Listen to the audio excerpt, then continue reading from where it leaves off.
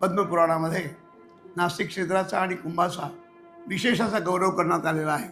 शास्त्र सांगतं की गोदावरी ही केवळ पापहरण करणारी नाही, तर ती पापहरण करून धर्म अर्थ काम मोक्ष चारही पुरुषार्थाची प्राप्ती करून देणारी आहे. अजून विशेष महत्त्व सांगतात, 60 वर्ष सहस्राणी भागीरथ्या बगाहनम, 60,000 वर्ष सातत्याने नित्य गंगेचं स्नानाचं जे पुण्य आहे ते सिंहस्थ काळातील एका गोदावरी स्नानाने प्राप्त होत असतं. इतकं महत् भाग्य या नाशिक क्षेत्राला लाभलेलं आहे. परमपूज्य परमश्रद्धेय जगद्गुरू श्री रामानंदाचार्य नरेंद्राचार्यजी हे या कार्याकरता नेहमी अग्रेसर असतात. गेला मागचा 2003चा सिंहस्थ, 2015चा सिंहस्थ हा जगद्गुरूश्रींच्या आशीर्वादाने इतका जगभर पोहोचला की तसं नाव हे सगळीकडे अत्यंत आदराने घेतलं जातं.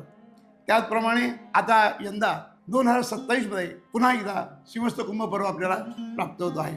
यावेळेचं वैशिष्ट्य असं की नाशिकचा सिंहस्थ हा 1 संवत्सर म्हणजे 1 वर्ष असतो. यावेळेला मात्र तो त्रिखंड्या रूपाने समोर आला आहे. हे त्रिखंड रूप हे जवळजवळ 75 वर्षांनी पुन्हा एकदा आलेलं आहे. याच्यामध्ये 1 वर्षाचा काळ नसून जवळजवळ 28 महिन्याचा काळ हा सिंहस्थ काळाकरता नाशिक क्षेत्राला प्राप्त होत आहे. ही अधिकस्य अधिकम बलम अशी आपल्याला लाभदायक गोष्ट आहे. काल पुरोहित संघ आणि सर्व ब्रह्मवृंद आम्ही सर्वांनी येऊन जगद्गुरुश्रींना या सिंहस्थ कुंभमेळ्याकरता निमंत्रण दिलं आणि जगद्गुरुश्रींनी ते सहर्ष स्वीकारलं.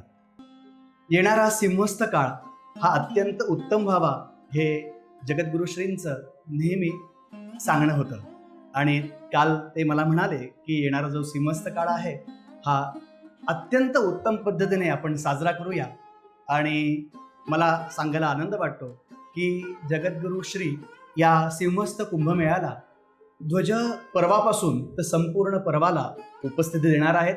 आम्हाला खूप आनंद झाला आणि येणारा सिंहस्थ कुंभमेळा हा जगद्गुरू रामानंदाचार्य नरेंद्राचार्यजींनी हा संपन्न करावा.